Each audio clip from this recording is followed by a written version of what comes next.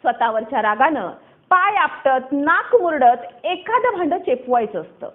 स्वतःवरच्या रागानं पाय आपटत नाक मुरडत एखादं भांड चेपवायचं असतं. पण जळलं मेलीचं माझंच नशीब फुटकं, ओठातल्या ओठात पुटपुटायचंही नसतं. कारण सहनशीलता, औदार्य, दया, क्षमा, शांतीचं स्त्रीला साऱ्यांना दान द्यायचं असतं. कारण सहनशीलता, औदार्य, दया, क्षमा, शांतीचं स्त्रीला साऱ्यांना दान द्यायचं असतं. भूतकाळ पोटात घालून भविष्याची रम्य स्वप्न पाहत वर्तमानात प्रत्येकीनं गृहस्वामिनीच व्हायचं असतं. गृहस्वामिनीच व्हायचं असतं.